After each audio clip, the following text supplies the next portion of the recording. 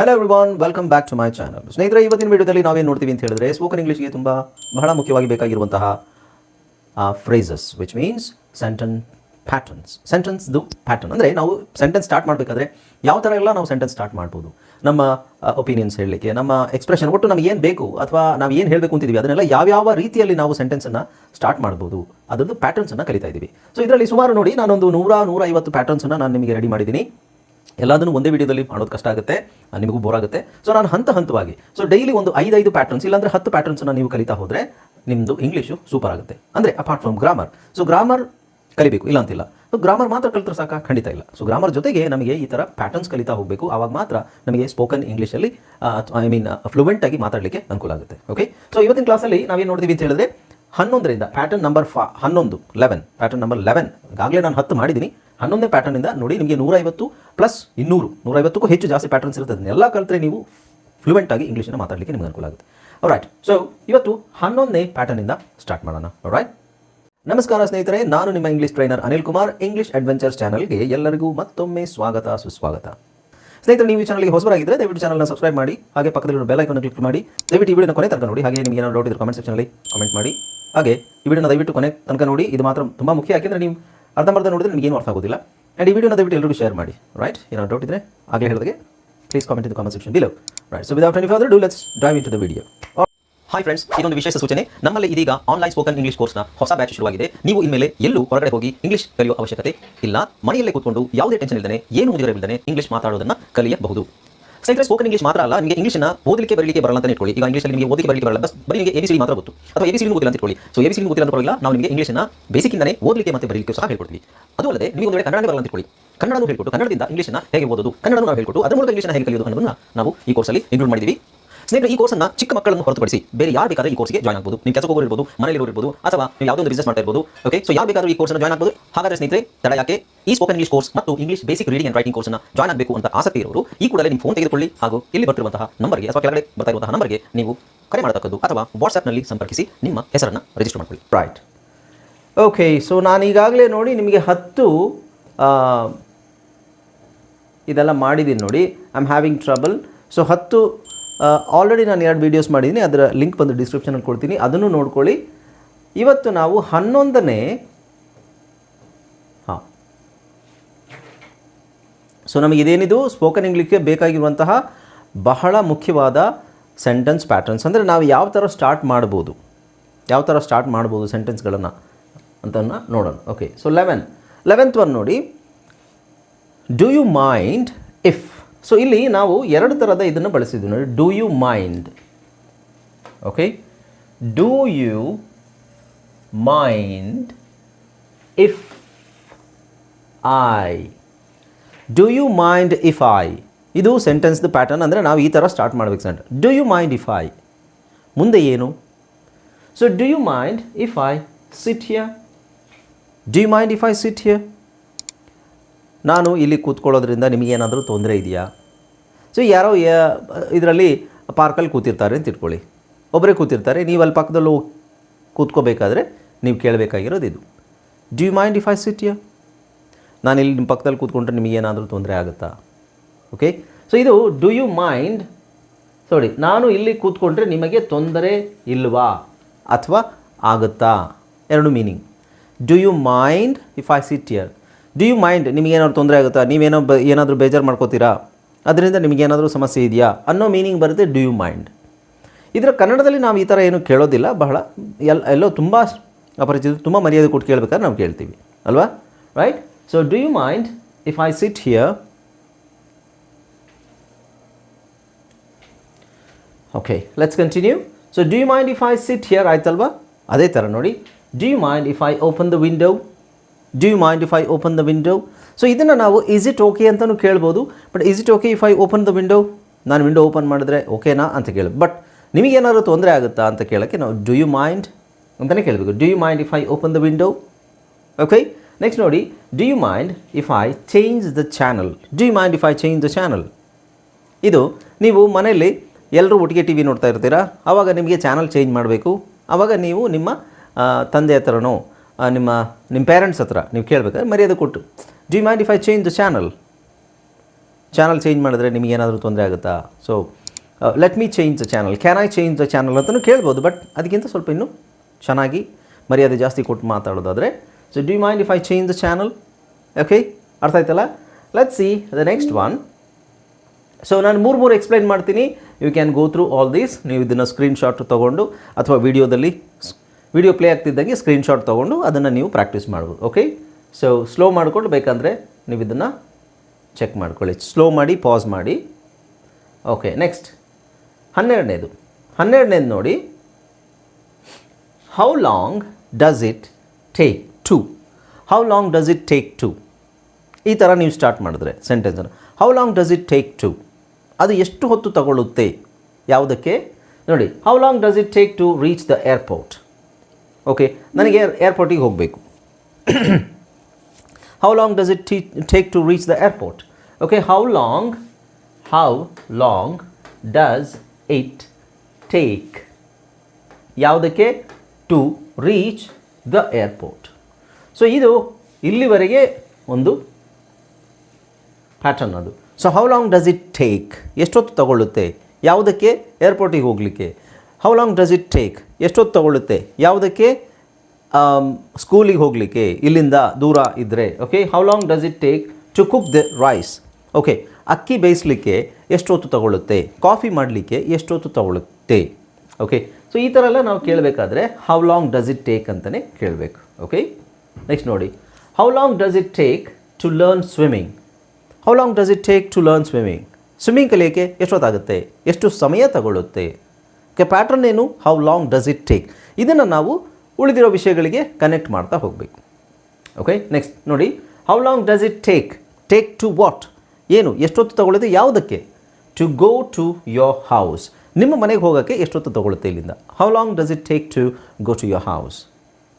Okay, right. Next pattern ನೋಡಿ. So ಇದೆಲ್ಲ ನೀವು ಬೇಕಾದರೆ ಸ್ಲೋ ಮಾಡಿಕೊಂಡು, ನಾನು ಫಾಸ್ಟಾಗಿ ಇದು ಮಾಡ್ತಾಯಿದ್ದೀನಿ, ನೀವು ಸ್ಲೋ ಮಾಡಿಕೊಂಡು ಅದನ್ನು ಬೇಕಾದ್ರೆ ಪಾಸ್ ಮಾಡಿ ಅದರದ್ದು ಬರ್ಕೊಳ್ಳಿ ಬೇಕಾದರೆ. ಓಕೆ, ನೆಕ್ಸ್ಟ್ ನೋಡಿ, 3ನೇದು, have you finished dash?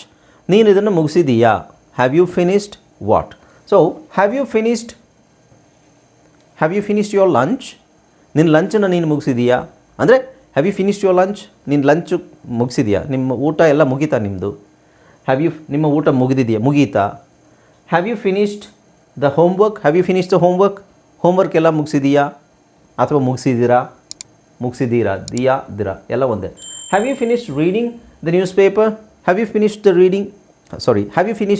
Reading the newspaper ಓದೋದು ಮುಗೀತಾ ನಿಮ್ಮದು? ಯಾಕೆಂದರೆ ನನಗೆ ಓದಬೇಕು. So have you finished cleaning the kitchen clean ಮಾಡಾಯ್ತಾ? ಕಿಚನ್ ಕ್ಲೀನ್ ಮಾಡಿ ಮುಗಿಸಿದ್ರಾ? ಈ ಮೀನಿಂಗ್ ಬರುತ್ತೆ. ಓಕೆ, ನೆಕ್ಸ್ಟ್ ಫ್ರೇಸ್ ಯಾವುದಿದೆ? Let's see. Have you finished ಆಯಿತು. Why don't you? ಇದು ನೋಡಿ ಚೆನ್ನಾಗಿದೆ. ಇದು 14ನೇದು, ವೈ ಡೋಂಟ್ ಯು?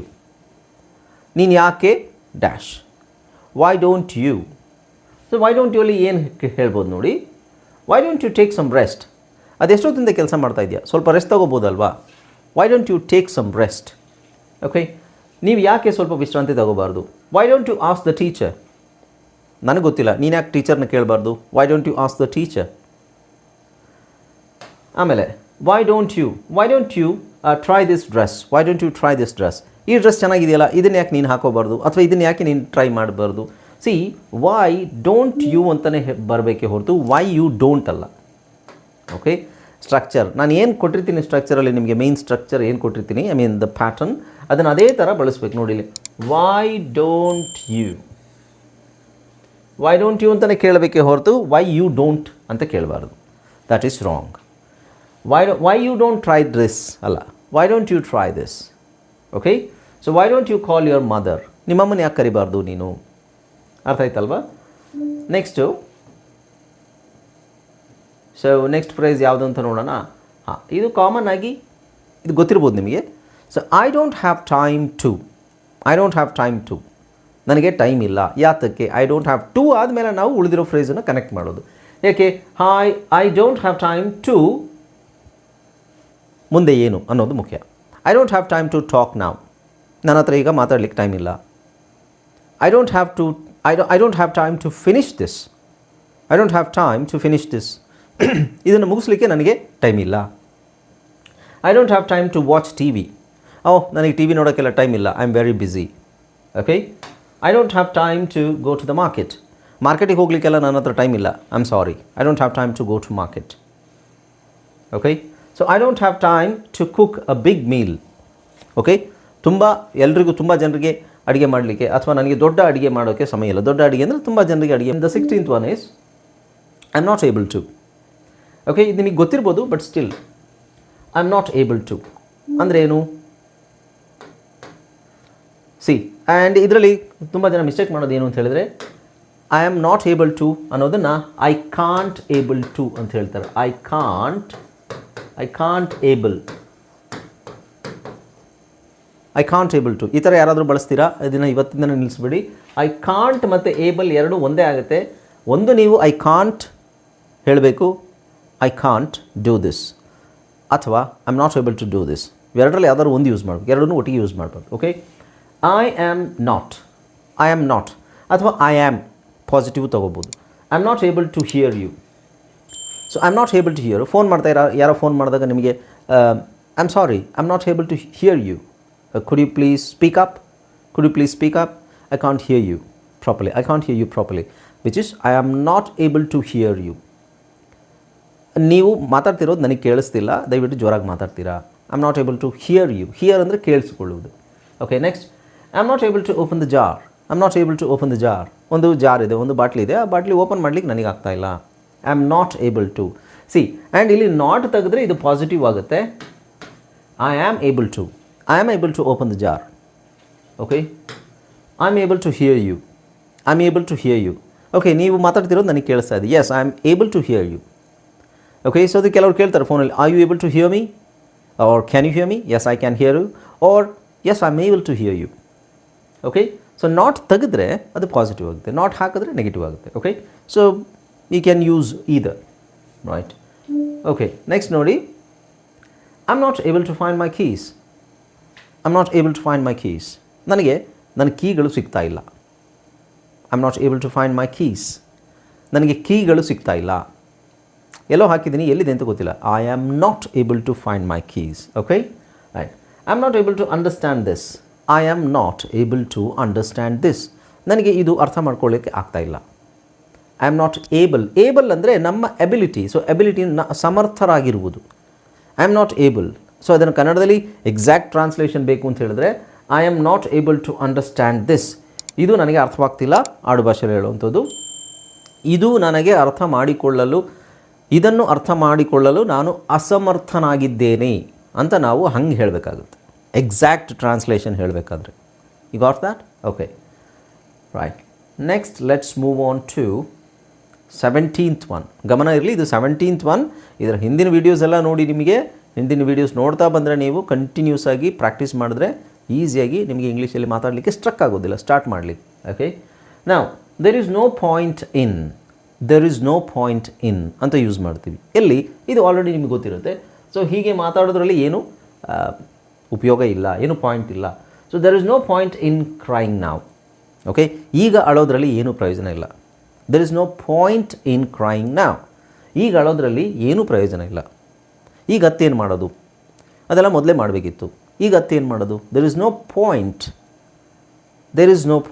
ಪಾಯಿಂಟ್ ಅಂದರೆ ಅದರಲ್ಲಿ ಪ್ರಯೋಜನ ಅಂತ ಆಗುತ್ತೆ. ಸೊ ಪಾಯಿಂಟ್ ಅಂದರೆ ನಾವು ಬಿಂದು ಅಂತ ಆಗುತ್ತೆ ಆ್ಯಕ್ಚುಲಿ. ಸೊ ಪಾಯಿಂಟ್ ಅಂದರೆ ವಿಷಯ ಅಂತ ಆಗುತ್ತೆ. ಓಕೆ. So point. ಈಗ ಅಳೋದ್ರಲ್ಲಿ ಏನೂ ಪ್ರಯೋಜನ ಇಲ್ಲ, ಏನು ವಿಷಯ ಇಲ್ಲ ಅಂತ. There is no point in waiting for the bus. There is no point in waiting for the bus. Okay. There is no point in waiting. ಬಸ್ಸನ್ನು ಕಾಯೋದ್ರಲ್ಲಿ ಏನೂ ಪ್ರಯೋಜನ ಇಲ್ಲ, ಏನು ಪಾಯಿಂಟ್ ಇಲ್ಲ, ಅದರಲ್ಲಿ ಏನೂ ವಿಷಯನೇ ಇಲ್ಲ. Okay. Next, there is no point in worrying about the past. Yes, this is very important. There is no point in worrying about the past. ಅಂದರೆ ಪಾಸ್ಟ್ ಆಗೀಗ ಕಳೆದು ಹೋಗಿದೆ. ನಮ್ಮ ಭೂತಕಾಲದ ಬಗ್ಗೆ ಯೋಚನೆ ಮಾಡಿ ಏನು ಪ್ರಯೋಜನ? ಅದರಿಂದ ಒಳ್ಳೆಯ ವಿಷಯಗಳನ್ನು ನಾವು ತಗೋಬೇಕು, ನೆಗೆಟಿವ್ ಆಗಿರೋದನ್ನು ಯೋಚನೆ ಮಾಡಿ ಪ್ರಯೋಜನವೇ ಇಲ್ಲ.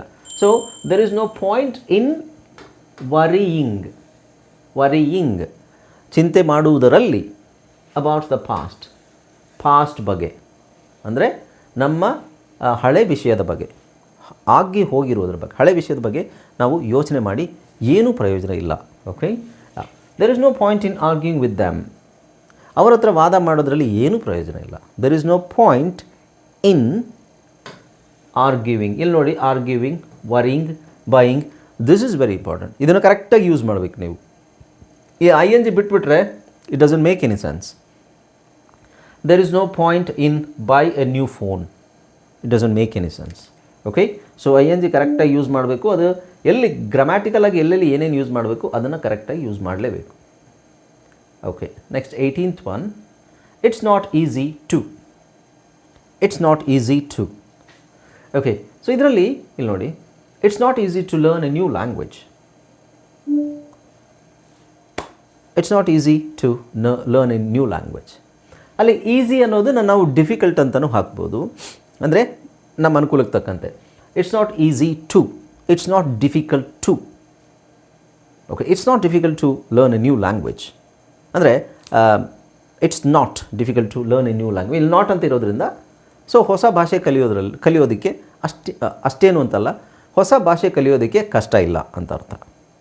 ಓಕೆ, ಸೊ ಇಲ್ಲಿ ಒಂದು ವೇಳೆ ನಾನು ಇನ್ನೊಂದು ಇದಕ್ಕೆ ಆ್ಯಡ್ ಮಾಡ್ತೀನಿ. ಇಟ್ಸ್ ನಾಟ್ ಈಸಿ ಅನ್ನೋದ್ರ ಬದಲು ಈಸಿ ಜೊತೆಗೆ ನಾವು ದ್ಯಾಟ್ ಹಾಕೋಣ. Okay, it's not that easy. It's not that easy to learn a new language. ಹೊಸ ಭಾಷೆ ಕಲೀಲಿಕ್ಕೆ ಅಷ್ಟೇನು ಸುಲಭ ಅಲ್ಲ, ಅಷ್ಟೇನು. ಇಟ್ಸ್ ನಾಟ್ ದ್ಯಾಟ್ ಈಸಿ, ಅಷ್ಟೇನು ಸುಲಭ ಅಲ್ಲ. ಇಟ್ಸ್ ನಾಟ್ ಈಸಿ, ಸುಲಭ ಅಲ್ಲ. ಓಕೆ, ಸೊ ಇಲ್ಲಿ ಈಸಿ ಅನ್ನೋದ್ರ ಬದಲು ನಾವು ಡಿಫಿಕಲ್ಟ್ ಹಾಕಿದ್ರೆ ಇಟ್ಸ್ ನಾಟ್ ಡಿಫಿಕಲ್ಟ್, ಅದಕ್ಕೆ ದ್ಯಾಟ್ ಸೇರಿಸಿದ್ರೆ ಅದು extra. It's not that difficult to learn a new language. I can learn a language in for about 5 months or 6 months ಅಂತ ಹೇಳ್ಬೋದು. ನಾನು 6 ತಿಂಗಳಲ್ಲಿ ನಾನು ಒಂದು ಲ್ಯಾಂಗ್ವೇಜ್ ಕಲ್ತ್ಬಿಡ್ತೀನಿ. ಲ್ಯಾಂಗ್ವೇಜ್ ಕಲಿಯೋನು ಅಷ್ಟೇನು ದೊಡ್ಡ ಕಷ್ಟದ ಕೆಲಸ ಏನಲ್ಲ. ಇಟ್ಸ್ ನಾಟ್ ದ್ಯಾಟ್ ಡಿಫಿಕಲ್ಟ್ ಅಂತ ಹೇಳ್ಬೋದು. Got it? Okay, now let's move on to ಇನ್ನೊಂದು ನೋಡೋಣ. It's not easy to wake up at 4 AM. It's not easy to wake up at 4 AM.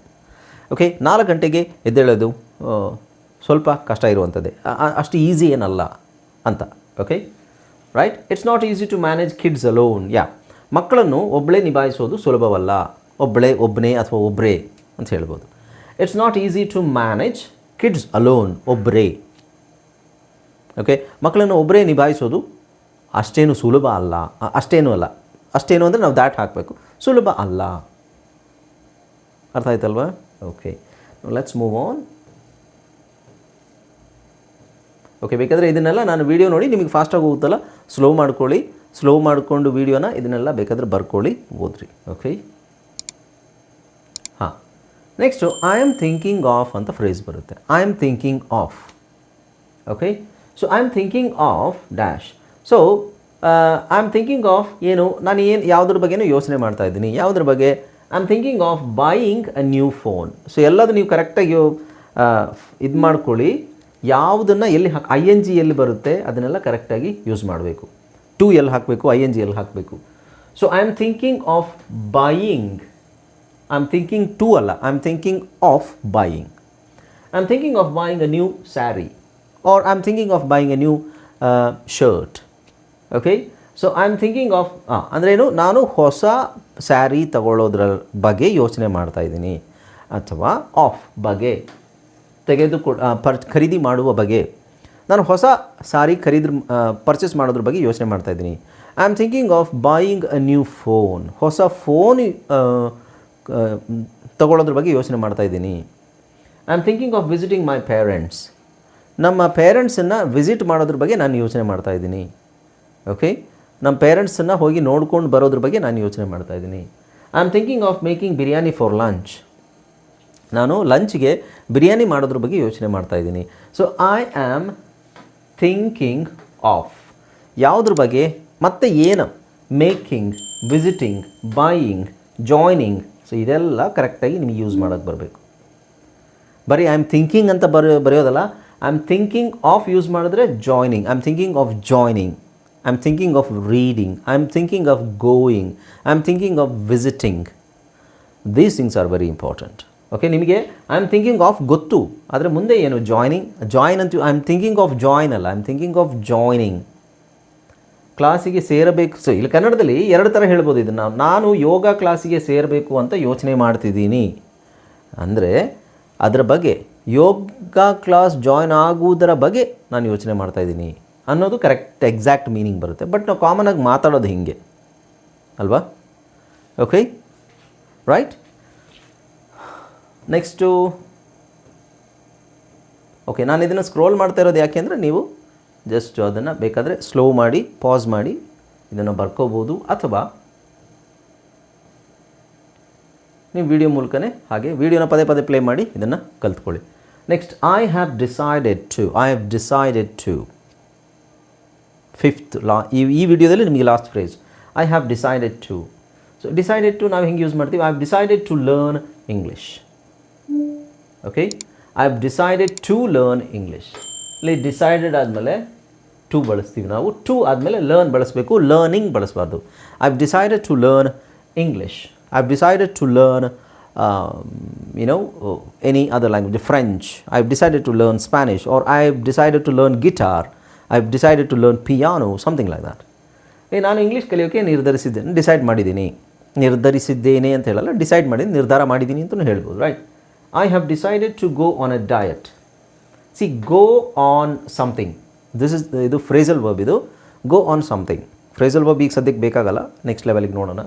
Go on a diet, go on a vacation, go on a diet.